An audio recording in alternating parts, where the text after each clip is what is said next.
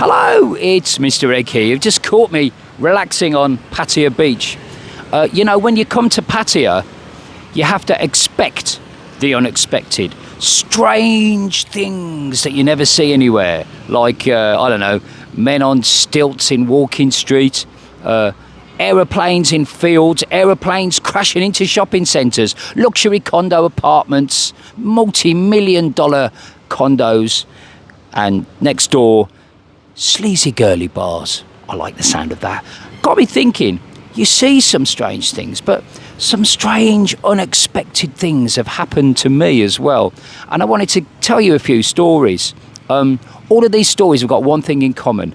Something unexpected happened to change the outcome of the story. If you like them, give me a like and subscribe to the channel. Let's go and visit a few places in Pattaya. Come on.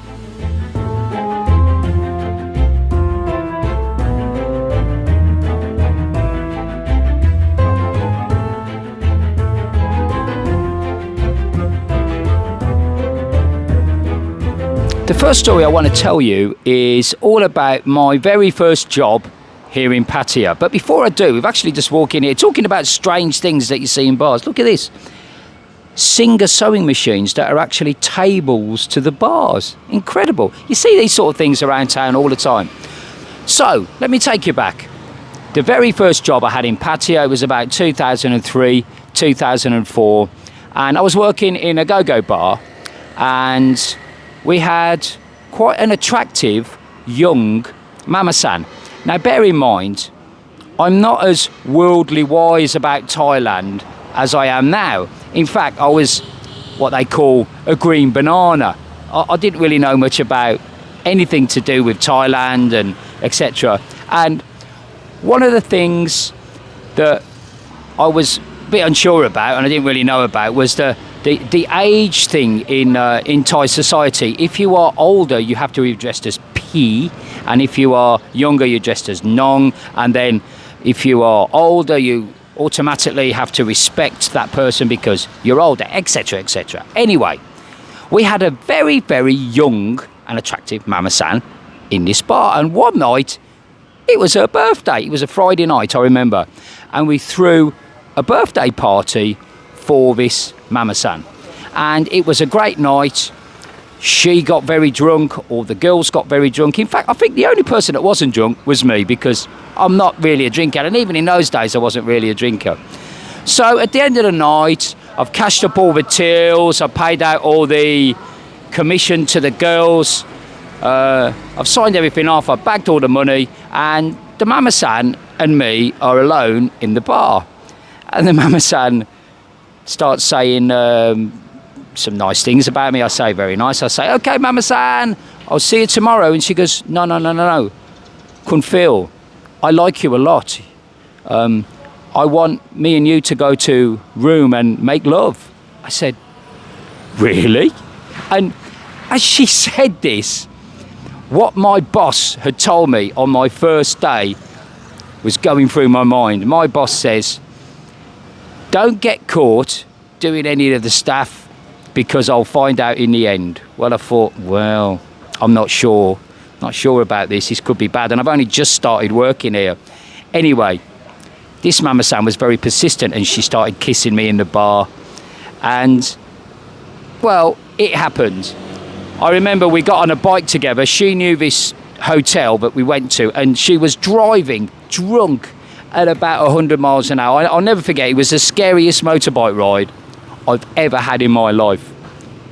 Anyway, we do the business, it's all very nice, we go to sleep, we wake up, we do it again, it's all very romantic, everything's going well. Then, in the morning, we have to part our separate ways. So, I go back to my condo, and I'm feeling really, really good. About 12 midday, I'm woken up by a phone call, and it's the boss of the bar, and he says, hello Phil, how did the party go last night? I says, yeah, it was good, mate, you know, we did really well. He goes, you know, mate, I've been thinking about this mama-san. I don't think it's really going to work. She's far too young. I want you to give her a call and tell her she's fired. get her to the bar nice and early, so she doesn't lose face in front of all her friends, and then take her to the bar, pay her money, tell her to clear a locker out, and be shot with her. Right, I says, well, that was a bit unexpected. So I'll pick up the phone, give her a call. I say, oh, Mama-san, how are you? Yeah, really enjoyed last night, come Phil, thank you very much, we must do it again. I says, yeah, can you come to the bar a little bit early? I'd like to talk to you about something. Oh, there was she thinking that she was possibly going to get seconds. As soon as she got there, I had to tell her she was fired. She cleared her locker and off she went. Poor girl. That's another thing you don't see in a bar very often, but very nice. This is a lovely seafood restaurant just here on Beach Road, and there's a nice little tuk-tuk. You can sit in there, eat your food and get a nice snap. Talking of unexpected things, I'm reminded of when I was working as a go-go bar manager many years later, and I'm working in a go-go bar on Walking Street. And one of the things that I have to do is I have to interview all the girls before they start, and I've got a policy that I don't take very long during the interview process. You can basically look at a girl and 95% she's got the job already. And what I do is I leave all the detailed stuff to the Mama-san. So one day I'm here, it's quite early. Actually, I think the bar hasn't opened yet. And in walks a very attractive, small, petite girl. Dark skin, long black hair, looks absolutely stunning. And I'm saying to the Mama-san, yeah, she's got the job. Don't worry about that. So Mama-san takes her off and gets her into a uniform, which is at that time like a two-piece. She's got a little skirt on. Thailand Open, excellent. Thailand Open. She's got a little mini skirt on and a top, and it's just sort of covering the top there, little two-piece. And she comes out, and of course the rule in this bar was no underwear, but on the first couple of days, just if they were new and they'd never worked in a go-go bar before, we let them wear underwear just for the first couple of days, just so they could get used to it. And then obviously the drawers came off maybe day 3 or whatever. So I've got really excited because this girl is really hot, and I'm thinking, I'm looking forward to this girl working here. She's going to make us a lot of money. And I'm even messaging my friends saying, oh, you wouldn't believe, there's this stunner that's coming. She looks fantastic. Small body, long hair, beautiful dark skin. And I'm messaging a couple of my friends, and they're on the way down. And then she comes out, and she's very shy, and she's like, this skirt's a bit short, and you can see that she's looking at the girls, and the skirt is so short. Try saying that. The skirt is so short that obviously guys are going to be able to look up and see what's on offer in a few days' time. So she's getting a little bit nervous, but she's okay. And so I give her what we call a floor. So a set of dancers is called a floor. So she was on the second floor of dancers. Okay, no problem. She's just about to walk up the steps to get onto the stage, and the Mama-san very uncharacteristically starts running to try and find me. And I says, what's the matter? You know, some kind of problem. She goes, Kun feel, this new girl, she looks very nice, doesn't she? I says, yeah, she looks incredible. I mean, wow, young, tight body, long hair, beautiful dark skin. She goes, look at her ID card. So I'm looking at the ID card, and I'm saying, yeah, she's okay. She's 20 years old. That's old enough, you know. She's from Khon Kaen. No problem. Yeah, she's good to go. Thanks for checking the ID card, Mama-san. She goes, no. Look harder at the ID card. So I'm looking, and then all of a sudden I realise where it's got sex, it says chai, and chai means it's a man. In other words, it's a lady boy. And the owner of this bar absolutely hates lady boys with a passion. And I'm going, oh no, the owner's going to be here in 2 minutes and this girl's about to walk on the bar. And she was literally just about to take her maiden step onto the stage. And I said, oh, come down a minute. I said, it's you know, we only employ girls here. Are you lady boy? And she goes, yes. I said, I'm really, really sorry. You won't be able to work here. And she looked so disappointed, and like the mama-san, who didn't want to approach the subject with the girl, is relieved because I've said what's going to happen already. Anyway, a couple of my mates came in and told them the story. They were very disappointed, but they still insisted I slip them her phone number for some reason. I don't know why. As you can see, we've moved on to Walking Street, and here we are at the famous Walking Street bar, or red car bar, and there it is. Who would expect to see a car on the side of a bar here in Pattaya? There it is. It's got a bit of a condom on at the moment to keep it clean as well. And funnily enough, this next story takes place in a bar not dissimilar to the Walking Street bar. It's a cocktail bar. What's happened is, I'm not yet working in Pattaya, but I'm coming over here quite regularly on holiday. And I've got a friend who has decided to come over as well. And he's decided that I am the great sage of Pattaya. I know everything. I am the man who is going to make his first holiday in Thailand one he will never forget. So he latches onto me, and we're going out to all the bars and the nightclubs that we like to go out, including bars like this, like a freelancer bar. So we're walking to this bar one night, and I'm saying to him, right, here's a few ground rules for Pattaya. And I say, one of the most important things, if you're not interested in a girl, don't buy her a drink. She'll ask you for a drink, but don't buy her a drink. And he's going, okay, no, I'm buying a drink. And I can see he's sort of thinking it in his head. Okay, so we walk into this bar, and it is fantastic. It's packed. There's loud music, fantastic light show, there's alcohol, and there's a cocktail bar, and there's girls lined up on the seats. And we can all see it. They're showing a bit of leg, maybe a little bit of cleavage as well. And they're freelancers, and they're looking to pick up a guy for the night. I've said to him, don't buy her a drink. Okay. So he's standing there, we've got a couple of drinks, and what does he start doing? He starts waving at them, and I said, no, don't wave, they're going to come over and they're going to latch onto us and we're going to take ages to get rid of them. Anyway, rather a nice looking girl walks over to my friend, starts talking to her, starts talking to him, and he says, no, he says, I just want you to know, I'm not going to buy you a drink. Oh, what a great opening line that is. Unexpectedly, she turns around and says, oh, that's okay, I'll buy you a drink.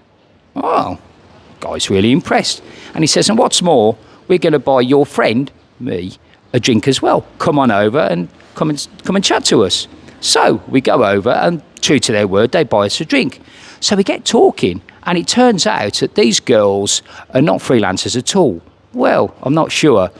They've been celebrating some kind of promotion at their company in Bangkok, and they've come down to Pattaya to have a few drinks, and they're staying at a hotel.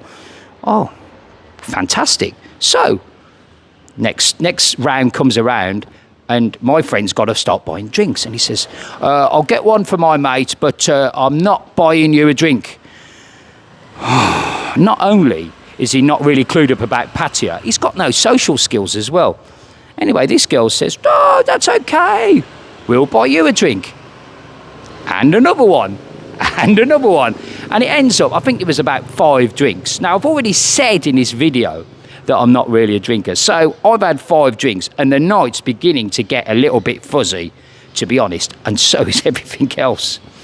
So it ends up at the end of the night, the music has gone down, and we're deciding what to do next. And this girl says to my friend, let's go off to a hotel. Come on, let's go. And the girl that I'm talking to says the same thing to me. Wow. I'm thinking, this is too good to be true. How much is this going to cost in the morning? Anyway, It doesn't. We get to my hotel, she comes in, and let's just say we do what boys and girls do. And she didn't complain either. I'm suddenly woken up in the middle of the night by the sound of vomiting, retching. And I'm kind of half asleep, and I can hear it going on over here, and I think, oh, no. This girl's had so much to drink, she must be absolutely terribly wasted. It's a good job she's gone and been sick in the bathroom. And then I remembered, hold on a minute, the bathroom's on the left-hand side, and she's over there. Please, not on the bed. Anyway, I opened my eyes. She's actually vomiting into a waste paper bin like this. Oh, thank goodness for that. Anyway, I fall asleep, wake up the next morning, and unexpectedly, she's completely disappeared. Who would have expected that?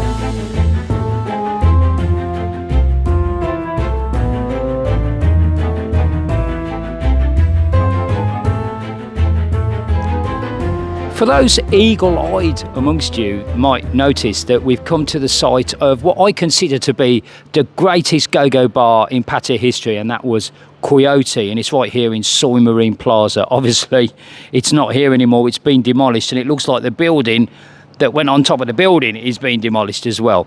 Coyote had a very strange and unexpected thing going on inside, and that was that the owner, TJ, had, well, one of the owners, had put beds in the Coyote bar. So, well, you could sit on normal seats like right by the stage and tip the girls and see the great stage shows, and or you could sit, or you could lie on one of the beds. He actually put beds around the circumference of the club, and you had great shows there. You had shows to different music, and you had like a very, very raunchy lesbian show there as well, I seem to remember. Anyway, this story involves what could be called, I suppose, a family friend of mine who decided that she was going around the world, and she'd stopped off in Bangkok, and she goes, oh, you're near Bangkok, aren't you? Can I come and see you? Oh, okay. Well, let me tell you a little bit of a background to this lady.